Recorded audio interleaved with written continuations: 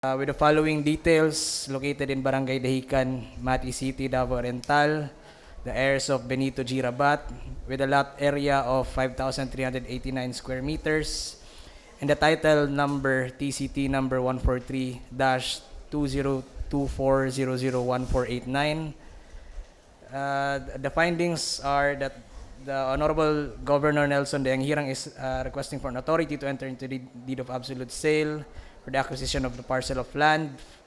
The heirs of Benito Rabat, represented by Maria Glenda Monet Rabat Gaita, has signified to their intent to sell the parcel of the land described as lot number 6-A-2 PSD-11-170253, containing an area of 5,389 square meters, more or less, covered by the TCT number as mentioned earlier, and the provincial government of Davao Oriental has allocated an amount of 6.6 million for the purchase of the said lot.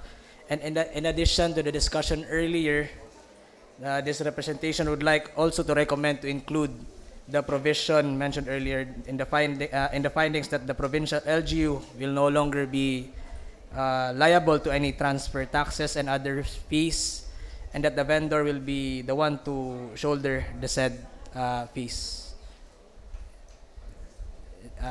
There is a committee of the whole report rendered by the Honorable Elijah Paul Palmahil, numbered 18-97-2025.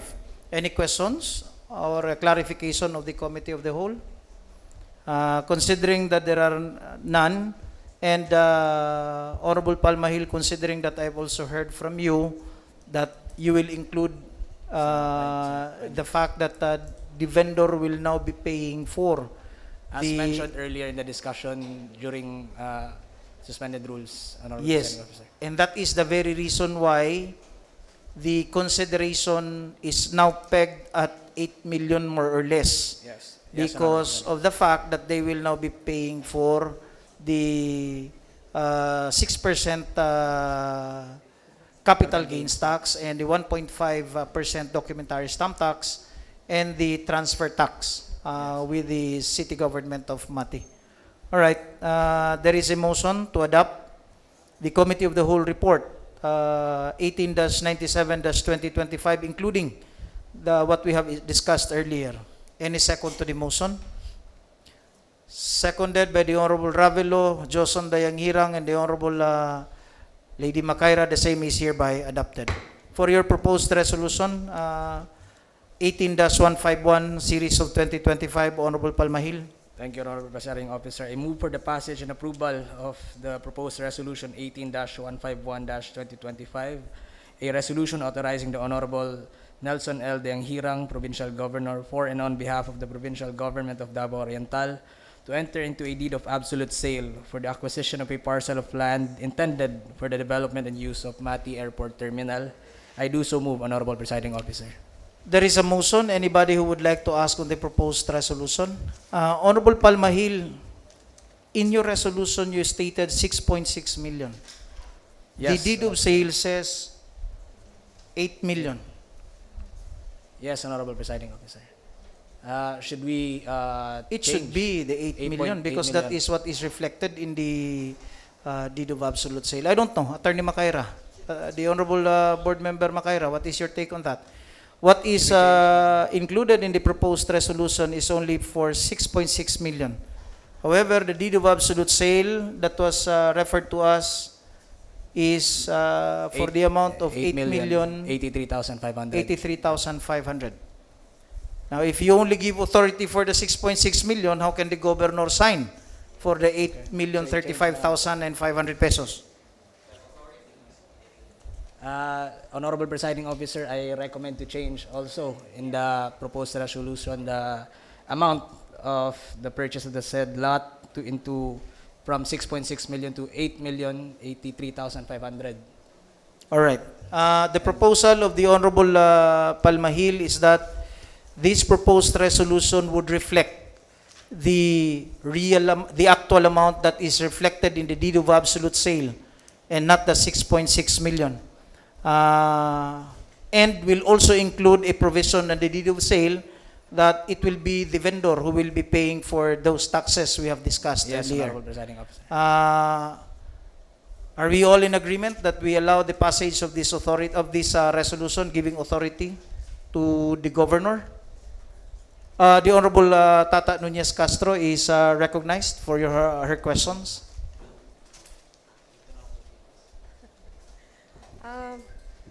I don't know if for me, I'm not sure because there's a lot of need to be changed, right, Mr. Presiding? As you said earlier, there's, what did you say earlier? That The proposed we go first with the Committee of the Whole report. The same should reflect the yes, fact that the deed of absolute sale must be, the same with the, it should incorporate yes, a statement that says the taxes are for the vendor. In the proposed resolution number 18-151, the amount 8 million should be reflected and not the 6.6. Now, by my reckoning, what is more important is what we have legislated here. And this paper can be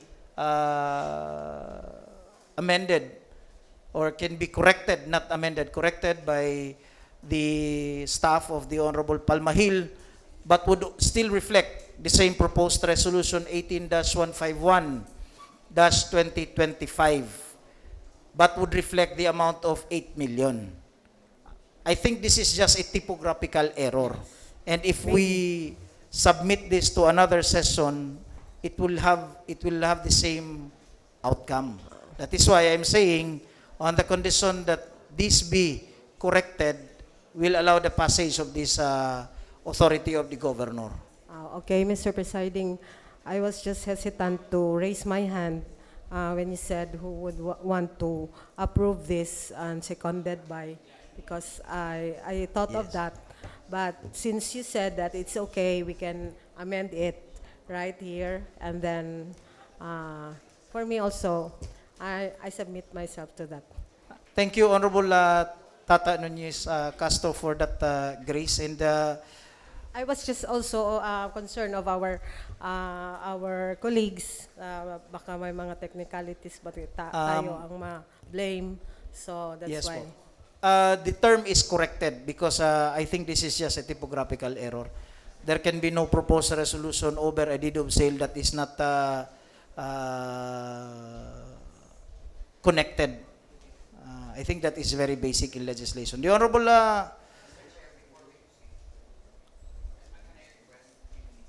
recess for 2 minutes.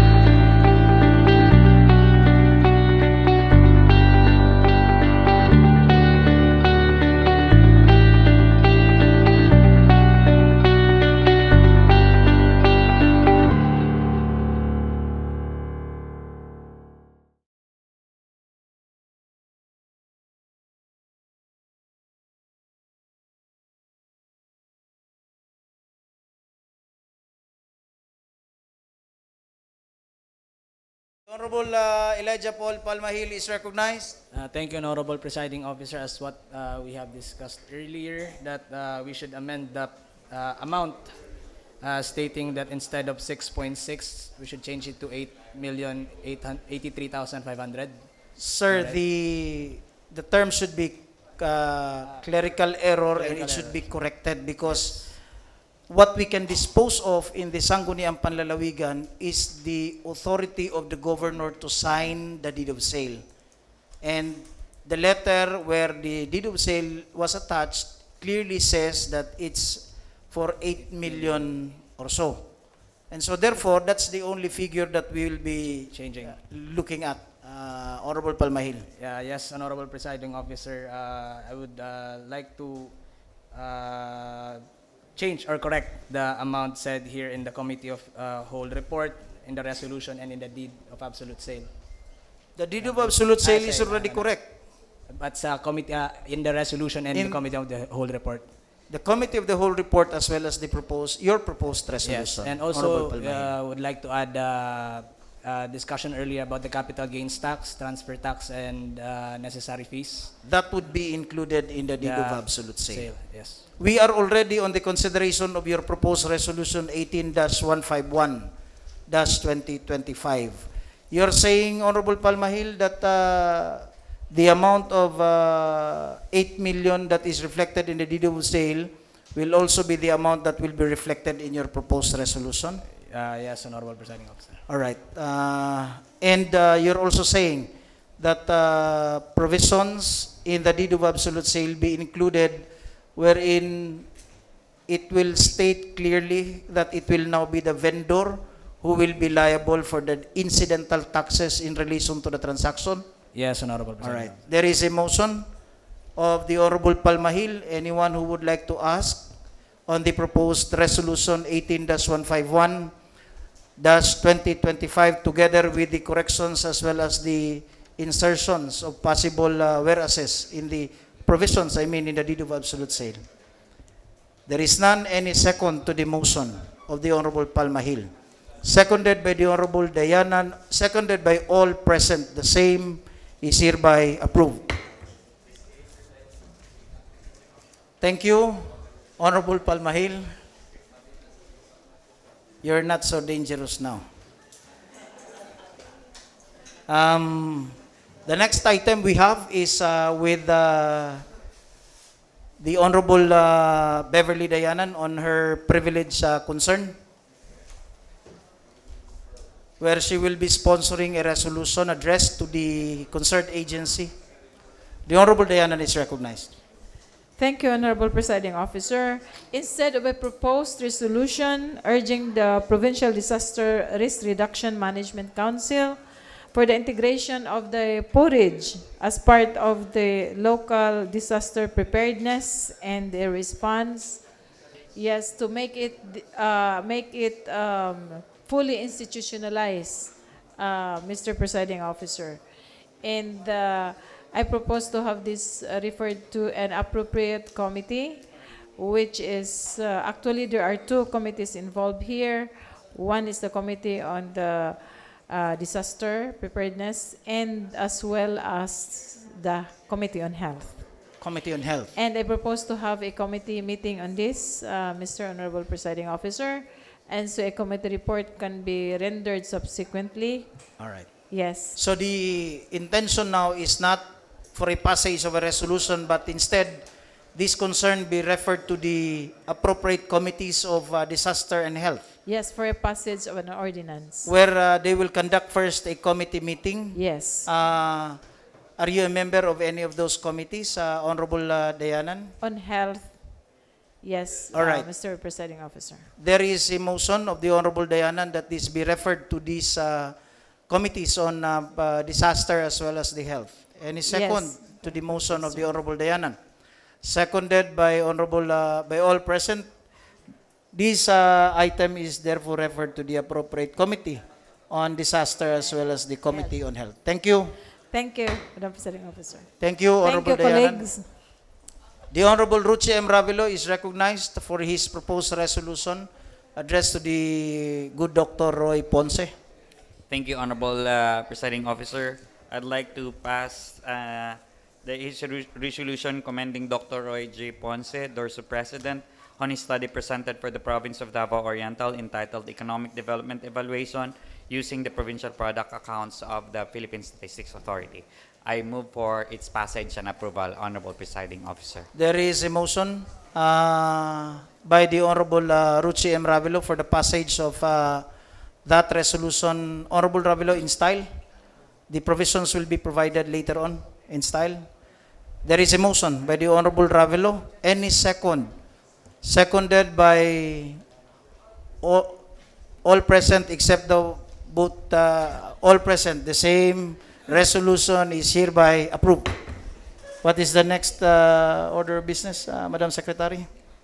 Next is proposed ordinances for third and final reading. Under this is proposed provincial ordinance number 18-08-2025 to be presented by the Honorable Montes. There is a proposed ordinance for third and final reading. May I request that the Honorable Montes read only the title of the ordinance? Yes, thank you, Honorable Presiding Officer. I have here proposed provincial ordinance number 18-08-2025 for third and final reading. An ordinance approving the abolition, creation, and funding of various plantilla positions in the provincial government of Davao Oriental, Mr. Chair. There is a I move for the approval of proposed resolution, proposed provincial ordinance number 18-08-2025 for third and final reading. There is a motion by the Honorable Harold M. Montes, for the passage on third and final reading on proposed ordinance number 18-08-2025. The Secretary is requested to count the votes of those who will be in favor and those who will not be in favor. As many as are in favor for the passage of proposed provincial ordinance number 18-08-2025 shall say aye. As many as are opposed shall say nay as I call your name. Honorable Beverly M. Dayanan, Honorable Harold A. Montes, Honorable Ana Cheryl N. Castro, Honorable Elijah E. Palmahil, Honorable Maria Lady Hope J. Macaira, Honorable John Erwin G. Montojo, Honorable Ruchi M. Ravelo, Honorable Jerome C. Dayanghirang, Honorable Joson Michael G. Dayanghirang, Honorable Presiding Officer, all the 9 members present voted in favor or in the affirmative side for the passage of proposed provincial ordinance number 18-08-2025 for third and final reading. Thank you, Madam Secretary. Considering that the ayes have it, this proposed provincial ordinance number 18-08-2025 is now approved on its third and final reading. Oy, pakpak. What's the next order of business, Madam Secretary? Next is consideration of other matters. Other matters? The Honorable Ruchi M. Ravelo is recognized. Thank you, Honorable Presiding Officer. I'd like to inform the members that the Sangguniang Panlalawigan is already in receipt of, we already have copies of the proposed annual budget for 2026, and expectedly next week we will be sending communications immediately after for the schedules of a committee hearings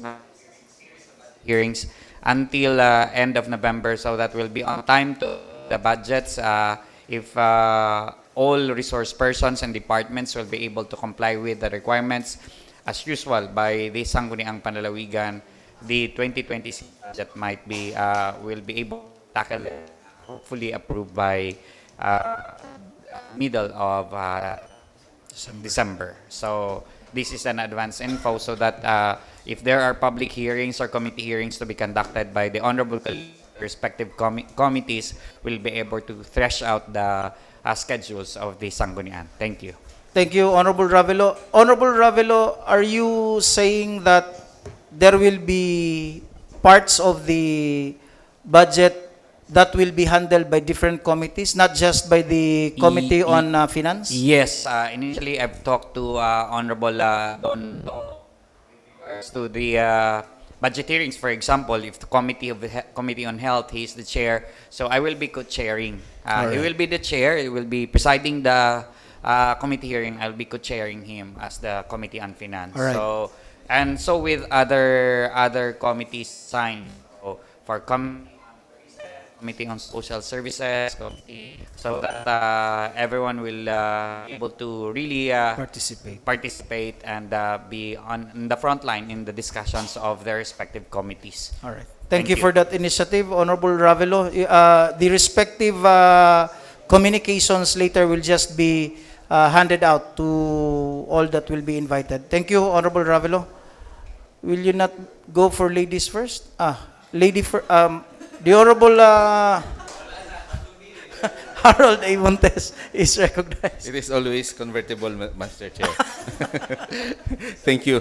Thank you for acknowledging me first. But I think next week, October 29 would be a holiday because of the Sampucan Festival here in Mati City. So, what would be our take on the schedule? 31 is on holiday, and 1, 2, November 1, holiday also. The rules for today's session is still busy conversing. May we take her opinion on the query of the Honorable Montes? The Honorable Macaira is recognized. 29 is a holiday next week, Honorable Macaira. What is the pleasure of the rules? Thank you, Mr. Presiding Officer. According to IRP, if the scheduled session falls on a holiday, the next day following the holiday shall be the schedule for the regular session. That would mean on October 30. 30. Holiday po daw. That is not a holiday but a sandwich between holidays. Okay. So, Do you like a sandwich, Honorable Macaira? so 29 and 30, but I don't know if 29 lang. Are we allowed, Honorable Macaira, to have the scheduled session earlier? There is no rule under our IRP for the prohibition of moving the regular session into a previous day on the previous day than that place on our IRP. Well, in that And- case, Mr. Chair, I would like to move if we would be having our session on the 28th. All right. And are we all in agreement? Because it is part of the internal rules of procedure that we should have at least one regular session on a week. Are we all in agreement? Together with the members present today and with the concurrence of our rules for the day, that the October 28 Tuesday will be our regular session and Mr. not our special session. Mr. Presiding Officer, I think there is a point of order. All right. The Honorable Jimboy. Jimboy Dayanghirang is recognized for his point of order. Mr. Presiding Officer, I'd like to propose that our scheduled regular session be on Tuesday in the October morning. 28. October 28. So it will not be considered as a special session, but we will be suspending part of the internal rules of procedure that says it will be on Wednesday, our regular session, for the reason that Wednesday is a holiday. And Thursday is a sandwich of two holidays. Do you like sandwich? Regular session on Tuesday, October 28 at 9 o'clock in the morning. The Honorable Tata Nunez Castro is vehemently objecting.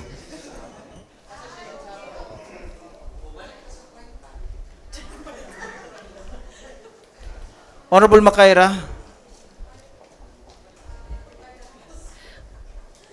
being the rules, Mr. Presiding Officer, I move that our next regular session, which was initially scheduled on October 29, which falls on a holiday, be moved to an earlier day, which is October 28, Tuesday, at 9 a.m.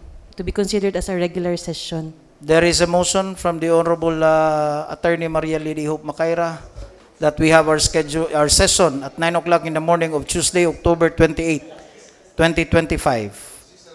Any vehement reaction? Violent reaction? There is none. Seconded by all present, including Honorable Tata Nunez Castro. The same is hereby approved. Anything more for our, yes, the Honorable, the lady board member from the municipality of Baganga, the Honorable Beverly M. Dayanan. Thank you, Mr. Honorable Presiding Officer from the Municipality of Manay. Okay, manifesting for a meeting for both committees, on Committee on Disaster and Committee on Health, after this session, to tackle the integration of porridge to our local disaster response. Thank you, Honorable Dayanan. May I request who between the two of the good gentlemen who will schedule a meeting on the request of the Honorable Dayanan?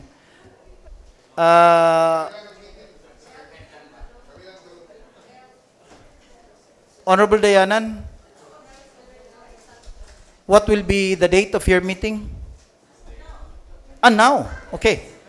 Can you, after the session, you will have your joint committee meeting together with the Honorable Dayanan. Yes. Ano, no? Yeah. Anyway, it's still 5:45. Anything more under the Honorable Johnson Michael G. Hirang? Good afternoon, Mr. Presiding Officer. We'd like to remind the Honorable Vice Chairman and members on Barangay Affairs and Committee on Women, Children, and Family. We will have a joint committee hearing tomorrow, October 23 at 1 o'clock in the afternoon here at SP Session Hall. Thank you, Honorable Johnson Michael Dayanghirang, for that reminder. The Honorable Ruchi M. Ravilo is recognized. After that will be the Honorable Tata Nunez Castro. Thank you, Mr. Chair. I also would like to request the presence of the honorable members of the Committee on Agriculture, because there's a request of the governor for his authority to sign the contract that we'll have a committee meeting immediately after the session. All right. The members of the Committee on Agriculture is advised to stay after the session. The Honorable Tata Nunez Castro. I just like to answer Board Member Johnson Dayanghirang. I join him with tomorrow our committee hearing. No, that's why, Mr. Presider, our distribution is the next day. Okay.